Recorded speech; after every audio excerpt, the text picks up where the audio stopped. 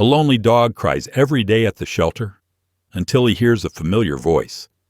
The moment he does, everything changes. His howl stops. His eyes lock on the door. And what walks in isn't just a girl looking for a dog. It's someone who shouldn't be there. The old man watching knows something's not right. And what happens next will pull them all into a story no one saw coming. Why did the dog recognize her? And what is she running from? Your presence here is powerful. In a world full of noise, it's the quiet gestures of compassion that truly stand out. If your heart still makes room for kindness, you're already one of us. Here is a 1,000-plus word continuation of the story following your instructions. The late October wind rattled the metal sign outside the Cedar Grove Animal Shelter, making it creak back and forth on rusty hinges. Roy Darlington pulled his worn denim jacket tighter around his shoulders as he made his way up the concrete path, his right leg dragging slightly with each step. The arthritis always bothered him more when the weather turned cold like this. Inside, the familiar smell of disinfectant and dog food greeted him. Margaret, the elderly volunteer at the front desk, gave him a gentle wave without looking up from her crossword puzzle.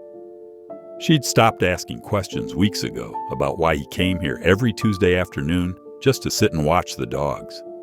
Roy preferred it that way. He made his slow way down the corridor to his usual spot, a metal folding chair he'd positioned between kennels 14 and 15. His joints protested as he lowered himself into it, but he'd learned to ignore the pain years ago. The concrete floor was cold and hard beneath his boots, and the fluorescent lights buzzed overhead. But Roy hardly noticed anymore. His eyes were fixed on Kennel 17, where Bramble lay curled in his usual corner. The aging hound's black and tan coat had lost some of its shine during his weeks at the shelter, but his eyes were as soulful as ever. Like clockwork, Bramble lifted his head and began his daily lament, a low, mournful howl that started deep in his chest and rose to pierce Roy's heart. There was something in that cry that resonated with the quiet ache Roy carried inside himself. "I hear you, old fellow," Roy murmured, his voice rough from disuse. He didn't talk much these days, not since Sarah passed 5 years ago. The emptiness of his farmhouse seemed to demand silence. As he watched Bramble's grief play out, Roy's mind drifted to his own daughter, Jennifer. 15 years since their last conversation. Since the fight that had torn their family apart. He still had her last letter, unopened, in his desk drawer at home. Pride and pain had kept it sealed all these years. The other dogs in the shelter went about their usual afternoon routines, some pacing, others sleeping, a few barking at passing volunteers. But Roy's attention stayed fixed on Bramble. There was something about the old hound that reminded him of himself, weathered, hurting, and alone. Today's crying jag had gone on longer than usual. Roy checked his watch. Nearly 45 minutes of continuous howling. He'd started keeping track after the first week. But suddenly, mid-moan, Bramble fell silent. Roy leaned forward, wincing as his back protested.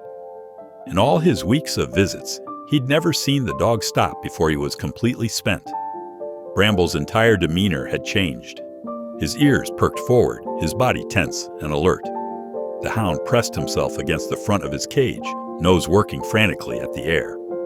The change was so dramatic that Roy found himself holding his breath, listening. At first, he heard only the usual shelter sounds, the hum of the ventilation system, distant barking, the squeak of rubber-soled shoes on linoleum. Then floating down the corridor came a voice. It was female, young, trembling slightly as it spoke to Margaret at the front desk. Something about the tone made Roy think of birds with broken wings, of things wounded but not quite defeated. He couldn't make out the words, but Bramble clearly recognized something in that voice. The old hound's tail had started to wag, his whole body vibrating with desperate hope. Roy found himself holding his breath, watching as Bramble's transformation continued. Gone was the dejected creature who had howled his grief to the ceiling. In his place stood a dog straining towards something, or someone, He clearly knew, loved, and had lost. The voice grew closer, accompanied by footsteps. Bramble began to whine, not the mournful sound Roy had grown used to, but sharp, urgent noises of recognition and longing. His paws scrabbled against the concrete floor of his kennel as he pressed himself harder against the gate. Roy's hands tightened on his knees as he waited, feeling like he was witnessing something important, something private. The approaching footsteps slowed, and Bramble's whines grew more intense. The old hound was trembling now, his entire body vibrating with emotion. Through the years of solitude, Roy had grown accustomed to being a silent observer of life rather than a participant. But sitting there, watching Bramble's desperate hope, he felt something shift inside his chest, like a door long rusted shut had creaked open just a fraction. Whatever was about to happen, he realized he was no longer content to simply watch from the sidelines. The footsteps drew closer, and Bramble's whines rose to a fever pitch. Roy found himself rising from his chair, his own heart beating faster in response to the dog's obvious distress and anticipation. Something was about to change. He could feel it in the air, in Bramble's reaction, in his own inexplicable urge to be on his feet for whatever came next. The metal chair scraped against concrete as he stood, but Roy barely noticed the sound. His eyes were fixed on the corner of the corridor, waiting with Bramble for whoever was about to appear. The old hound's tail wagged so hard his entire body shook, and his whines had taken on an almost desperate quality. For the first time in years, Roy felt fully present in a moment, aware that he was witnessing something significant. The approaching footsteps slowed, and Bramble pressed himself even harder against his kennel door, trembling with recognition and hope. A young woman burst through the shelter doors, her dark hair escaping a messy bun, her sun-browned face flushed with anger and fear. Her worn boots echoed against the linoleum as she strode to the front desk, hands clenched into tight fists at her sides. "Where's my dog?" Her voice cracked with emotion. "The black and tan hound you took. His name is Bramble." Margaret, the elderly volunteer at the desk, blinked in surprise at the sudden intensity. "Ma'am, if your dog was brought in by animal control, he wasn't yours to take." The young woman slapped her palm against the counter. "I'm Ivy Marin. That dog belonged to my grandfather, and he's mine now. You had no right—" "Miss Marin," Margaret interrupted gently, "animal control found the dog abandoned on vacant property, without proof of ownership or current vaccinations." "Abandoned?" Ivy's laugh was bitter. "I was forced off that land, my grandfather's land. They didn't even give me time to—" She swallowed hard, fighting back tears. "Bramble's all I have left of him. Please." Roy watched from his corner as Margaret pulled out a thick binder. His arthritis protested as he shifted in his chair, but he couldn't look away from the scene unfolding before him. "I'll need to see some documentation," Margaret explained. "Proof of ownership, vaccination records, licensing." "Documentation?" Ivy's voice rose. "Everything I owned was in that cabin when they locked me out. My grandfather's will, Bramble's papers, all of it." Down the corridor, Bramble's whines grew more urgent. The old hound could clearly hear Ivy's voice, and his claws scraped against the concrete as he tried to get closer to her. "I'm sorry, but without proper documentation," Margaret began. "Let me at least see him," Ivy pleaded, her anger crumbling into desperation. "He knows me. He's probably terrified in there." Margaret hesitated, then shook her head. "I'm afraid I can't allow that without proof of ownership. Shelter policy." Roy watched as something in Ivy seemed to break. Her shoulders slumped, and she pressed her palms flat against the counter as if to steady herself. When she spoke again, her voice was barely above a whisper. "That dog is the only family I have left. My grandfather raised him from a pup. When Grandpa died, Bramble stayed with me. He protected me, kept me sane during those first awful months alone." She looked up at Margaret, eyes shining. "Please, you don't understand what he means to me." Margaret's face softened with sympathy, but she stood firm. "I truly am sorry, Miss Marin. But without proper documentation, there's nothing I can do. The dog will be held for the required period, and then..." "And then what?" Ivy's voice sharpened. "You'll put him up for adoption? Or worse?" The silence that followed was answer enough. Ivy pushed away from the counter, turning away as tears finally spilled down her cheeks. As she moved toward the exit, Bramble's cries echoed through the shelter, deep, mournful howls that made Roy's chest ache. Something stirred in Roy's memory. The day he'd watched his daughter drive away, too proud to call her back, too hurt to make things right. 15 years of regret crashed over him as he watched Ivy reach for the door. "Wait." The word left his mouth before he'd fully formed the thought. Both women turned to look at him as he pushed himself to his feet, ignoring the protest in his joints. "I've been visiting that dog every day for weeks now," he said, his voice rough from disuse. "Been watching him grieve himself sick." He took a few steps closer, addressing Margaret. "What if I fostered him?" Margaret frowned. "Mr. Darlington?" "I've got references from Dr. Collins. Been bringing my horses to him for 20 years. Got a fenced property, plenty of space." He glanced at Ivy, whose tears had frozen on her cheeks. "At least until the young lady can sort out her documentation." "Sir," Ivy started, then stopped, seemingly at a loss for words. "The shelter's hard on an old dog," Roy continued, turning back to Margaret. "You know that as well as I do. And I've got experience with hounds, used to raise them back when..." He trailed off, not wanting to mention his wife. "Well, I know how to care for them, is what I'm saying." Margaret looked between Roy and Ivy, considering. "There would be paperwork, home checks, and you'd need to bring him in for regular evaluations." "Fine by me." Roy nodded, then glanced at Ivy again. "If it's all right with Miss Marin." Ivy studied him, suspicion warring with desperate hope in her expression. "Why would you do this?" Roy thought about the unopened letter in his desk drawer, about 15 years of silence and regret. "Sometimes," he said carefully, "folks need a chance to make things right." Down the corridor, Bramble's howls had softened to questioning whimpers, as if he too were waiting to hear what would happen next. The shelter's fluorescent lights hummed overhead as Margaret pulled out a stack of forms. "It'll take a few days to process the application," she said, sliding the papers across the counter. "But if everything checks out..." Roy reached for the forms with steady hands, aware of Ivy's eyes on him, of Bramble's whines, of the weight of the moment. He didn't know exactly what he was getting himself into, but for the first time in years, the silence of his empty house felt less like peace and more like punishment. Sometimes, he thought as he began to fill out the first form, a man needed to break his own rules, to do what was right.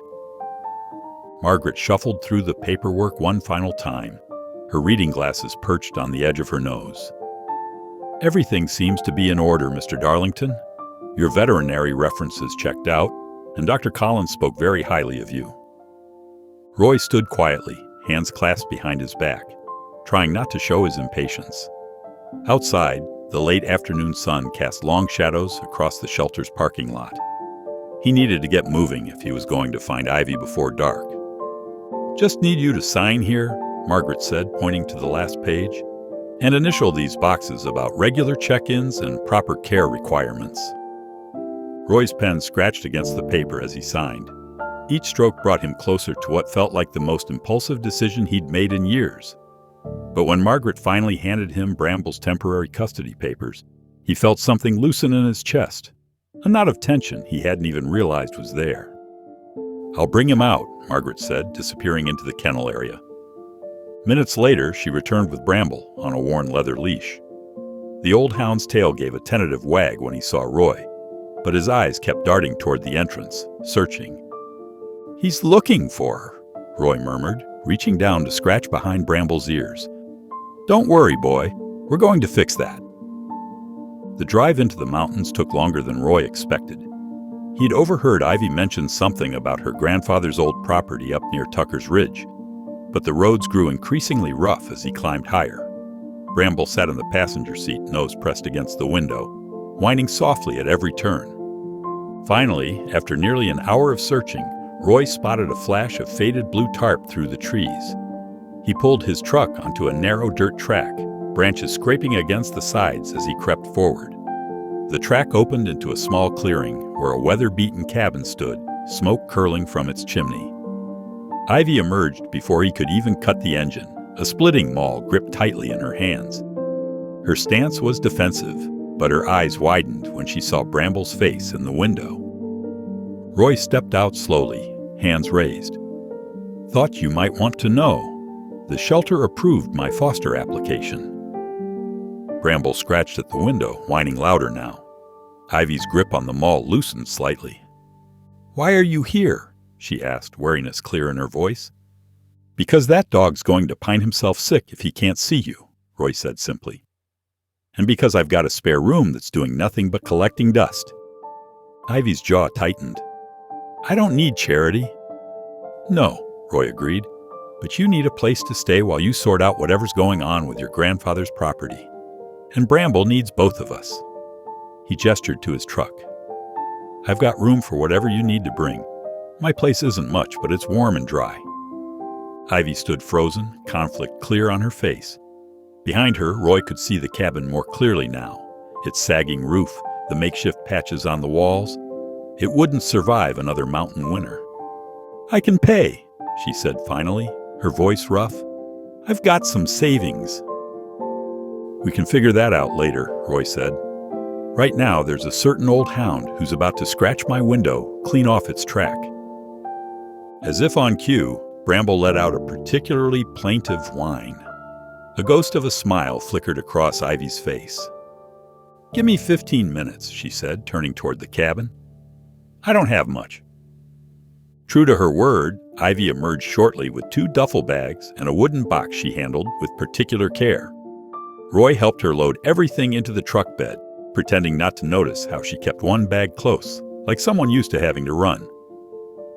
The drive back down the mountain was quiet, except for Bramble's contented sighs as he rested his head in Ivy's lap. Roy could feel her tension, see how straight she held herself in the seat. But every time she stroked Bramble's graying muzzle, some of that rigidity seemed to ease. Roy's property came into view just as the sun was setting. 20 acres of mostly untamed land, a modest 2-story farmhouse, and a small stable that housed his 2 retired horses. He pulled up to the house, gravel crunching under the tires. "Kitchen's stocked," he said as they carried her things inside. "Spare rooms upstairs, first door on the right. Bathrooms across the hall."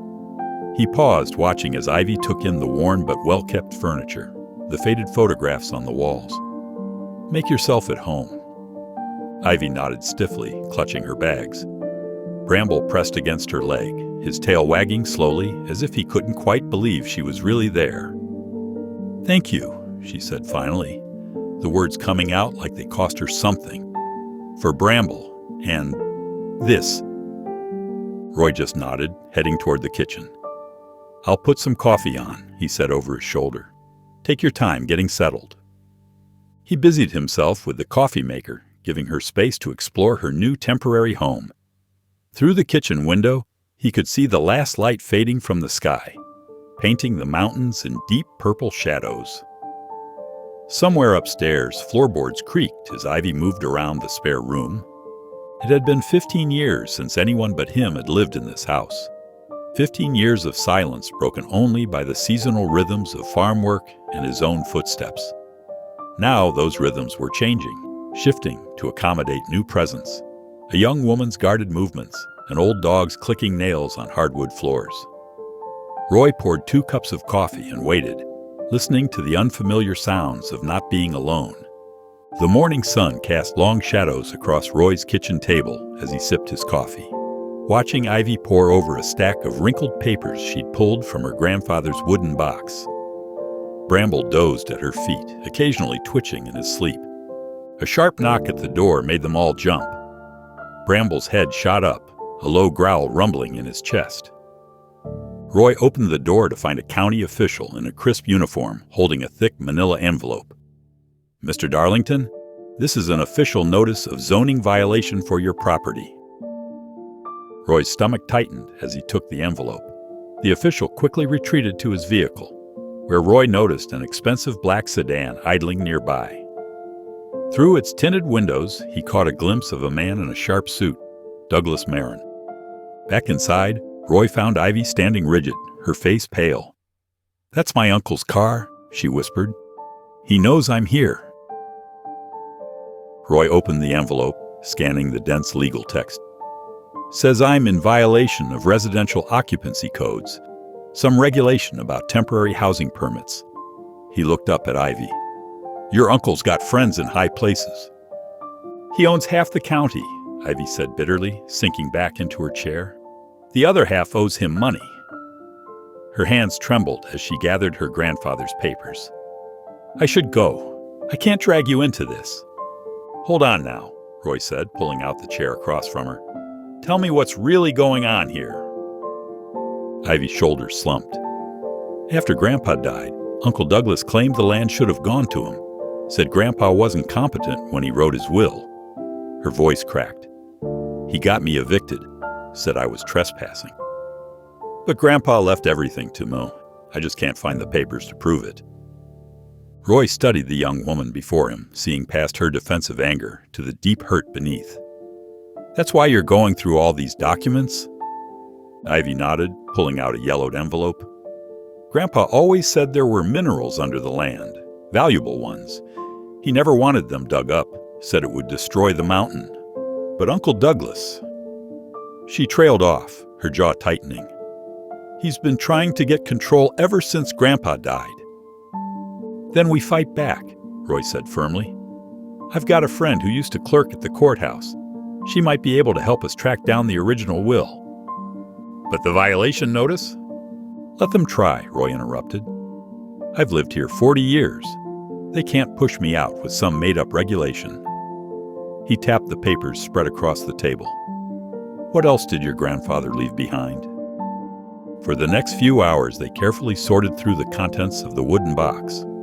Most were personal letters and photographs, but they found several documents referring to mineral surveys and property assessments. Ivy's hand shook when she unfolded a particular letter. "Look at this," she said. "It's from last year.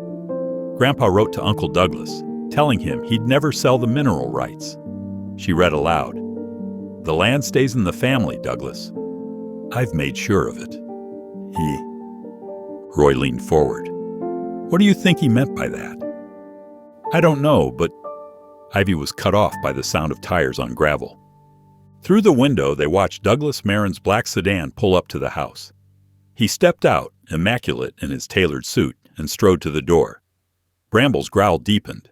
Roy moved to answer it, but Ivy caught his arm. "Don't," she whispered.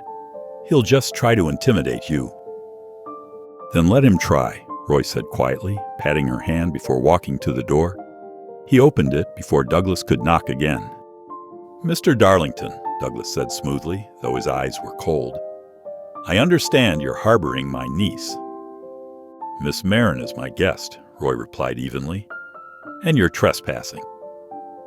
Douglas's smile didn't waver. "I'm concerned about my niece's welfare. She's been unstable since my poor brother's death. Running wild in the mountains, squatting on private property. Seems to me she's just trying to protect what's rightfully hers," Roy said. The smile vanished from Douglas's face. "I'd be careful if I were you, Mr. Darlington. This situation doesn't concern you. It would be a shame if your zoning troubles led to more serious consequences." "Is that a threat?" "Consider it friendly advice." Douglas glanced past Roy, his voice raising. "Ivy, be reasonable. Come home. We can sort this out like family." Roy felt Ivy's presence behind him, heard the tremor in her voice, even as she spoke firmly. "I am home. With Grandpa's dog and his papers, and everything else you tried to take away." Douglas's face hardened. "You've made your choice, then." He turned to leave, then looked back at Roy. "You have 72 hours to comply with the violation notice. After that, things will become uncomfortable." They watched him drive away, gravel spraying from his tires. When Roy turned, Ivy was clutching Bramble's collar, her knuckles white. "I won't run this time," she said quietly. "Grandpa trusted me to protect the land. There has to be proof somewhere." Roy nodded, his mind already working. "Then we'd better get busy. I'll call my friend at the courthouse, see what records she can find. Your grandfather was trying to tell us something in those papers. We just have to figure out what it was." They returned to the kitchen table, to the scattered documents and fading photographs, each piece a potential key to unlocking the truth that could save Ivy's inheritance. Outside, storm clouds gathered over the mountains, but inside, determination replaced fear as they began their search for justice. The morning sun filtered through the dusty windows of Roy's truck as they drove up the winding mountain road. Ivy sat quietly in the passenger seat, a wooden box of her grandfather's belongings clutched tightly in her lap. Bramble dozed in the back, his occasional snores breaking the silence. "You sure about this?" Roy asked, navigating another sharp turn. "Going back to the cabin might stir up some hard memories." Ivy's fingers traced the box's weathered edges. "We need answers. Everything important, all Grandpa's papers, they're still there. Unless Uncle Douglas already took them." The cabin appeared through the trees, its wooden walls gray with age. Ivy's breath caught at the sight of yellow warning tape across the door. Roy parked, and Bramble immediately pressed his nose against the window, whining softly. "Let me check first," Roy said, easing himself out of the truck. His boots crunched on fallen leaves as he approached the cabin. After a careful inspection, he waved Ivy over. "Lock's broken, but otherwise it's untouched. Looks like they just posted the notices and left." Ivy joined him, Bramble trotting at her heels. She ducked under the tape and pushed the door open. The cabin's interior was exactly as she'd left it, dishes still in the drain rack, her grandfather's old flannel shirt still draped over his favorite chair. The familiarity made her throat tight. "His study was back here," she said, leading Roy down a narrow hallway. The small room was lined with filing cabinets and bookshelves. A large desk dominated the space, its surface covered in stacks of papers and leather-bound journals. They worked methodically, sorting through years of accumulated documents. Roy focused on the filing cabinets while Ivy went through her grandfather's desk.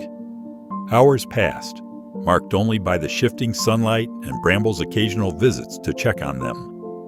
"Look at this," Roy said suddenly, holding up a thick folder. "Property assessments from the last 10 years. Your uncle's name is all over these." Ivy took the folder, spreading the papers across the desk. "These are the mineral rights transfers Uncle Douglas showed the court. He said Grandpa signed them over just before he died." She frowned, comparing dates. "But something's wrong. These signatures, they're dated 3 months after Grandpa passed." Roy leaned in closer. "Could be a clerical error." "No," Ivy said, her voice hardening. "Look at this one from last year. The notary stamp. It's from Uncle Douglas's bank. But Grandpa never did business there. He didn't trust them." She pulled out her grandfather's most recent journal, flipping through the pages with trembling fingers. "Here, listen to this. Douglas came again today, pushing about the mineral rights. Told him what I've always told him. This land's legacy isn't meant for profit. Already made arrangements with the Veterans Memorial Foundation. They'll preserve it, use any proceeds for the Wounded Warriors program."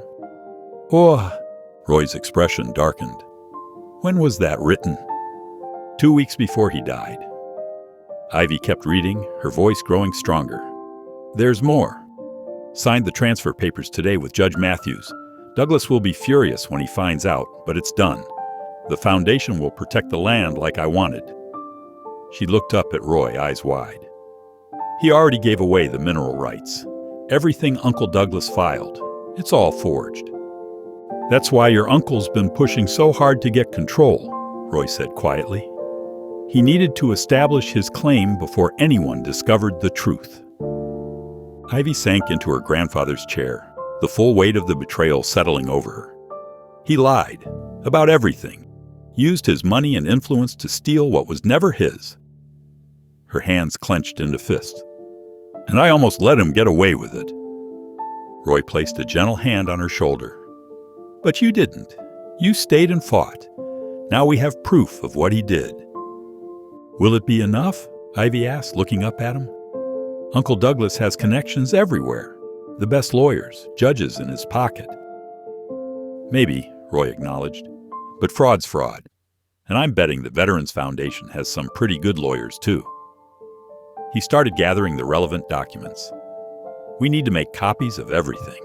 Build our case carefully before we move. Your uncle's smart. He'll fight back hard once he knows we found this."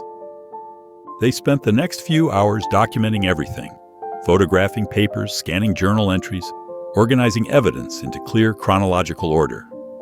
Bramble kept watch from the doorway, his presence a steady comfort as they worked. "Thank you," Ivy said softly as they packed up to leave, "for helping me fight this, for believing in me when no one else did." Roy smiled, his weathered face gentle in the fading light. "Your grandfather was right about one thing. Some legacies are worth protecting. We'll make this right, Ivy, one step at a time." They secured the cabin and loaded their discoveries into Roy's truck. As they drove back down the mountain, Ivy held the box of evidence close, feeling stronger than she had in months. Her grandfather had left her more than just land. He'd left her the truth she needed to reclaim her heritage and expose Douglas's deception. Now she just had to be brave enough to use it. The retired notary's office smelled of old paper and coffee. Martha Hendricks adjusted her reading glasses, carefully examining the documents spread across her desk. Her wrinkled hands traced over the signatures, comparing them with growing concern. "Your grandfather came to me for 23 years, she said, looking up at Ivy. "I'd know his signature anywhere. These dots." She tapped the mineral rights transfers. "These aren't his, not even close." Roy leaned forward in his chair. "Would you be willing to put that in writing, Mrs. Hendricks?" "Of course I would." Martha's voice was firm. "What Douglas Marin's done here isn't just wrong, it's criminal. I'll draft an affidavit right now." Ivy watched as Martha typed, her fingers moving deliberately across the keyboard. Each click felt like another piece of armor being forged for the battle ahead. Beside her, Bramble dozed peacefully, his chin resting on her foot. Over the next week, they gathered more evidence. Roy drove Ivy to meet with her grandfather's old friends, business associates, anyone who might have knowledge of the true mineral rights transfer. Many were hesitant at first, afraid of Douglas's influence, but Martha's affidavit helped convince them to speak up. "We're building a strong case," Roy said one evening as they reviewed their growing file. "The Veterans Foundation confirmed they have the original transfer documents. Their lawyers are interested." Ivy nodded, but worry creased her forehead. "Uncle Douglas will know something's happening. People talk in this town." As if confirming her fears, Bramble's familiar weight was missing from the porch the next morning. His food bowl sat untouched. "Bramble?" Ivy called, panic rising in her throat. She ran to the backyard, scanning the tree line. "Bramble!" Roy joined the search, moving as quickly as his bad back would allow. They split up, covering the property, then expanded outward. Hours passed. The summer sun climbed higher, beating down mercilessly. "He wouldn't just run off," Ivy insisted, her voice rough with fear. "Something's wrong." They drove the surrounding roads, calling Bramble's name. Near Douglas's new construction site, Roy suddenly hit the brakes. "Listen!" A faint whimper carried on the wind. They followed the sound to a large drainage culvert half hidden in tall grass. Ivy dropped to her knees, shining her flashlight inside. Her heart stopped. Bramble lay 20 feet in, barely visible in the dim light. His back leg was clearly injured, and he wasn't moving much. Dark clouds gathered overhead, promising rain. "He's hurt," Ivy choked out. "Someone must have dumped him here." The culvert was too narrow for her to reach him. "We have to get help." Thunder rolled across the sky. Roy studied the culvert's entrance, his expression grim. "Storm's coming. This whole area floods during heavy rain. We don't have time." Before Ivy could stop him, Roy was on his hands and knees, crawling into the culvert. She could see him wincing with every movement, his bad back protesting. "Roy, don't!" You'll hurt yourself." "Can't leave him," Roy grunted, inching forward. The first heavy drops of rain began to fall. Ivy watched helplessly as Roy disappeared deeper into the darkness, calling softly to Bramble. Minutes crawled by. The rain intensified. Water began trickling into the culvert's mouth. "Roy," she shouted, "the water's rising." His voice echoed back, strained but determined. "Almost got him." The trickle became a stream. Ivy's heart pounded as the water level rose. Then she heard scrabbling and Roy's voice again, urgent now. "Back up. We're coming." She retreated from the culvert entrance just as Roy emerged backward, dragging Bramble carefully by his harness. They were both soaked and muddy. Roy's face was tight with pain, but his grip on the dog never wavered. Together, they lifted Bramble into the truck. He was shivering, his legs swollen and bleeding from what looked like a brutal kick. Ivy held him close as Roy drove them to the emergency vet, her tears mixing with the rain on her face. "Why would someone do this?" she whispered. Roy's knuckles were white on the steering wheel. "To send a message. Your uncle's getting desperate. You could have been killed going in there." Ivy looked at him, really looked at the man who'd risked everything to save her dog. "Why did you do it?" Roy was quiet for a long moment, his back rigid with suppressed pain. Finally, he said softly, "Because some things matter more than being safe. Some things are worth fighting for." Bramble whimpered, pressing closer to Ivy. She stroked his wet fur, feeling the steady thump of his heart against her hand. In that moment, she knew Roy was right. Her uncle hadn't just attacked her dog. He'd tried to break her spirit. But looking at Roy's determined profile in the gathering darkness, she felt stronger than ever. They had proof of Douglas's crimes now. They had allies. And most importantly, they had each other. The real fight was just beginning. The morning after Bramble's rescue, Roy couldn't get out of bed. His back, already fragile from an old injury, had seized up completely. Every small movement brought waves of pain that left him gasping. Ivy hovered in his doorway, guilt written across her face. "I called Dr. Matthews. He's coming by this afternoon." She stepped into the room, carrying a tray with toast and coffee. "Can you sit up at all?" Roy tried to shift and immediately regretted it. "Not just yet," he managed through clenched teeth. She set the tray down and helped arrange his pillows, her movements gentle but uncertain. "This is my fault. If I hadn't brought all this trouble—" "Stop," Roy interrupted. "My choice. No regrets." Bramble limped into the room behind her, his back leg bandaged but healing well. He settled carefully beside the bed, laying his head near Roy's hand. Throughout the day, Ivy tended to both patients. The doctor prescribed bed rest and muscle relaxants for Roy, warning that recovery would take time. Ivy organized his medications, brought meals, and helped him move when necessary. Each time she assisted him, Roy saw the shame in her eyes. That evening, as sunset painted the room in soft orange light, Roy finally spoke what had been weighing on his mind. "My daughter Hannah, she blamed me when her mother died." Ivy, who had been adjusting his pillows, went still. "Cancer took Sarah quick," Roy continued, his voice rough. "Hannah thought I should have noticed the symptoms sooner, pushed harder for treatments. Maybe she was right." He stared at the ceiling. "I withdrew after Sarah passed. Couldn't bear to see Hannah's accusation every time she looked at me. Eventually, she stopped looking altogether."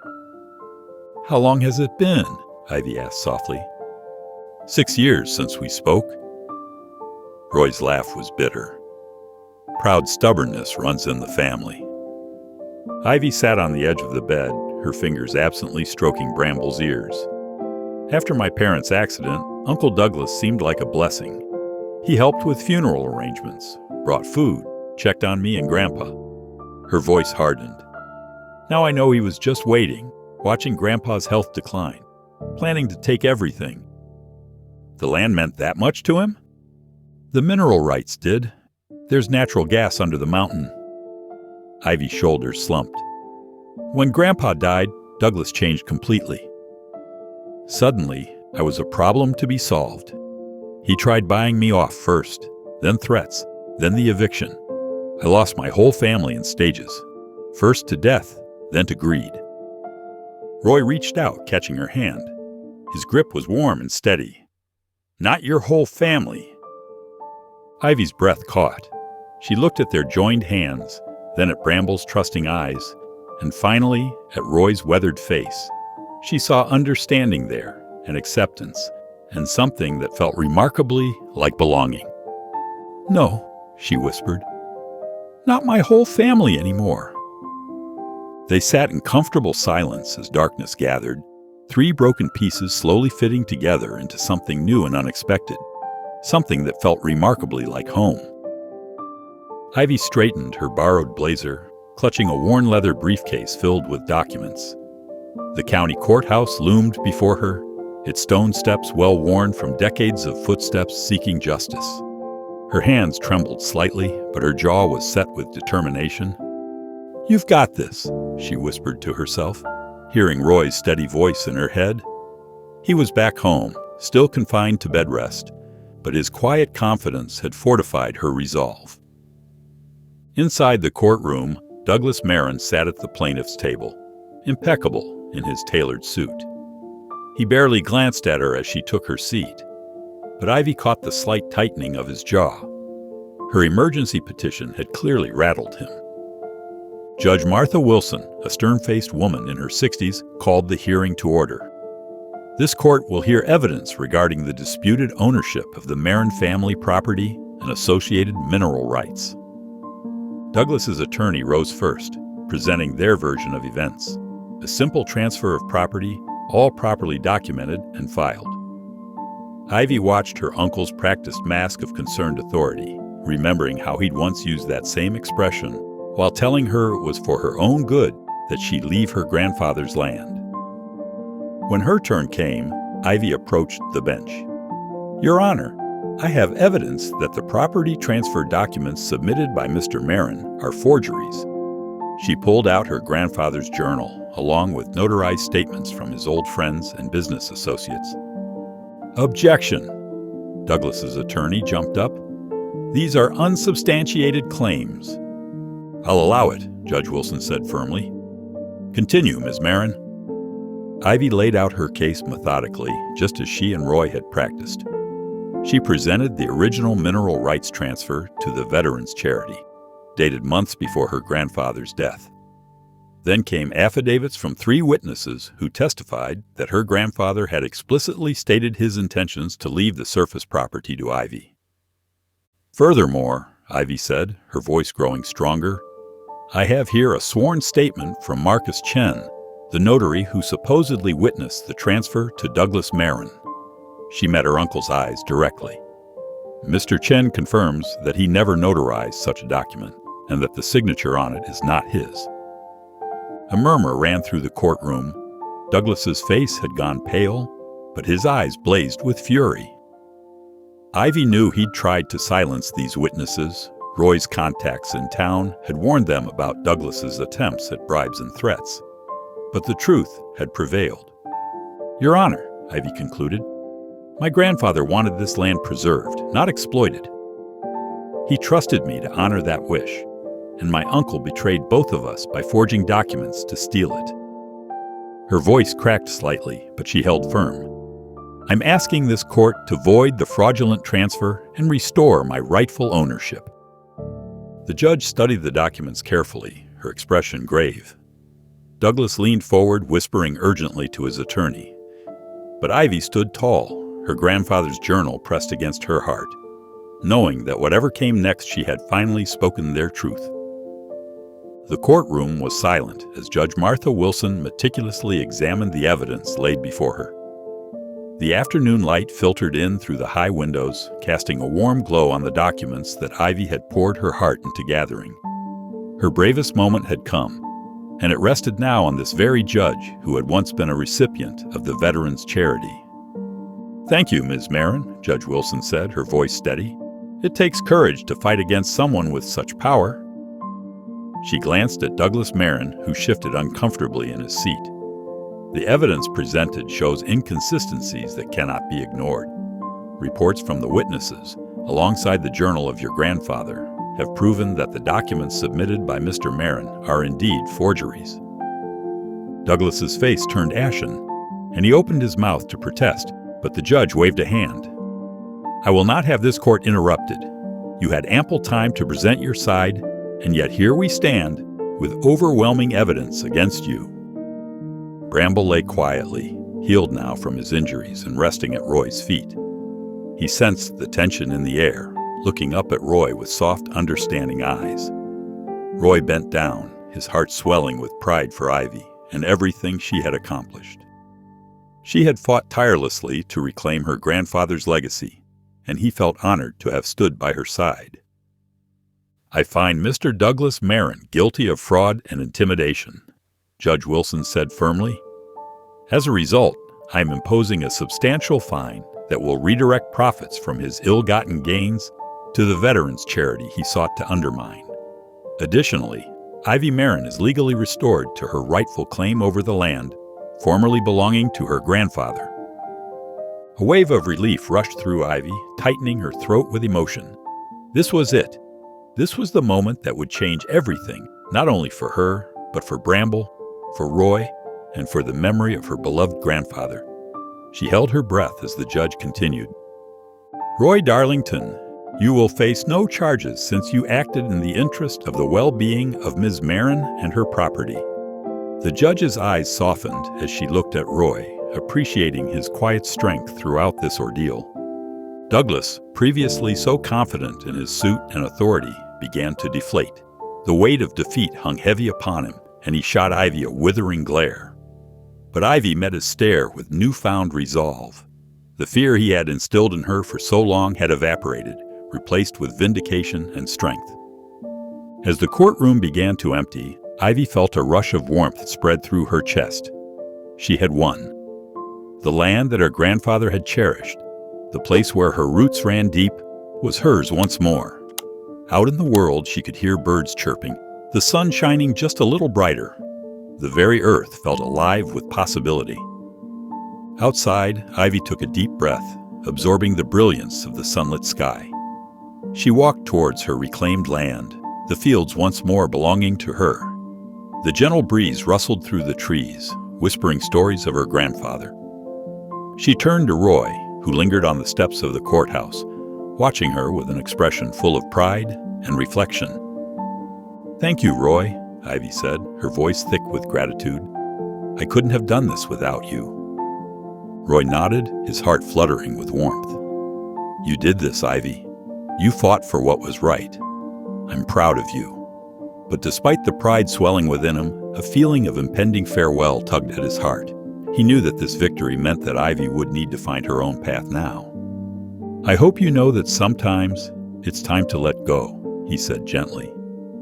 You need to build your life here, and it's going to be beautiful. A bittersweet smile flickered on Ivy's lips. She could sense the distance he wanted to create, yet she couldn't ignore the connection they had forged. They had become family in a way neither could have expected. As the sun began to set, Ivy knelt down to scratch Bramble behind the ears. His tail wagged, and his loyalty shone brightly in those loving eyes. The world was returning to life. Ivy felt whole again, rooted not just in the land, but in herself. Roy remained on the steps for a moment longer, watching Ivy stride with purpose. A sense of fulfillment washed over him. He had given her the help she needed when it mattered most, and now she was ready to fly. He took a deep breath, preparing to say goodbye, yet knowing he would carry this moment in his heart forever. As Roy stood on the cabin steps, the sun began its descent, casting warm orange and gold hues across the sky. He felt a knot forming in his stomach, a swirling mix of emotions. The cottage had become a comforting space, filled with the echoes of laughter and heart-to-heart talks with Ivy. But now he was ready to return to his secluded life. After all, he had fulfilled his promise to help her, and he thought it was time for her to build her own future. She'll do great things, he whispered to himself. the words almost carrying a hint of pride. Roy took one last look at the land, the field swaying gently in the breeze, filled with potential and promise. But as he turned to leave, his heart felt heavier than ever. He would miss the way Ivy's laughter echoed across the clearing, the way Bramble now brightened his days. Just as he reached the edge of the porch, he heard Ivy call out, "Roy, wait!" He paused, the urgency in her voice catching him by surprise. Slowly, he turned back to face her, feeling the tension in the air. I just wanted to thank you again for everything," Ivy said, her eyes shining with gratitude. "Of course," Roy replied, trying to keep his voice steady. He cleared his throat, the lump there refusing to budge. "I just thought you might want to settle back into your life." Bramble, with a wagging tail, trotted right to Roy's side, almost as if sensing the impending farewell. The aging hound looked up at him, eyes soft and understanding. It felt as if Bramble was trying to bridge the gap between them, and it warmed Roy's heart despite the tears threatening to spill. "He knows where he belongs," Ivy said softly, her voice steady. She moved a little closer to them, her expression serious and full of emotion. "And I think you do too, Roy." Her words lingered in the air between them, and suddenly, the reality of the moment struck him. It wasn't just Bramble who understood. Roy felt that same pull toward the connection they had created together. He had spent so long in solitude, thinking it was what he wanted. But now he questioned whether he truly wanted to be alone again. Roy turned to Ivy fully, his heart pounding loudly in his chest. "What do you mean?" he asked, unable to hide the hope creeping into his voice. "I mean, I want you to stay. Not as a guest, but as part of my life," Ivy declared, her gaze unwavering. For a heartbeat, time seemed to freeze. Roy's mind raced with thoughts of companionship, someone else to share the quiet moments with, to build a future with, and to laugh over mundane things like breakfast and chores. "But he started, but found himself lost for words. Ivy stepped forward, closing the distance between them. "You saved Bramble. You've helped me reclaim what was taken from me. We're a family now, Roy." Her voice quivered, her hopes hanging in the air like fragile glass. With a steadiness that surprised him, Roy took a deep breath, imagining what life could be like if he accepted her invitation. Slowly, he nodded. "I would like that. I really would." As if sensing the shift, Bramble nudged Roy's hand with his nose. Roy chuckled softly, and the warmth of the day settled around them, making everything feel right. The cabin door stood open behind them, welcoming the three of them into their new beginning. "I think we should head inside," Ivy suggested, a relieved smile breaking across her face. "There's so much to figure out." "All right," Roy said, feeling lighter than he had in years. They began to walk toward the cabin together. Bramble trotted happily beside them, his old tail wagging with joy. The three of them made their way across the porch, Ivy leading the way. The cabin felt more than just a building. It was a place where they could grow together, heal, and build a new family rooted in love and loyalty. As they entered, it was clear. They were not just two hearts and one hound. They were home. Thanks for watching. If any part of this story lingered with you, consider subscribing. I'll be here again tomorrow, sharing another tale that speaks to the soul.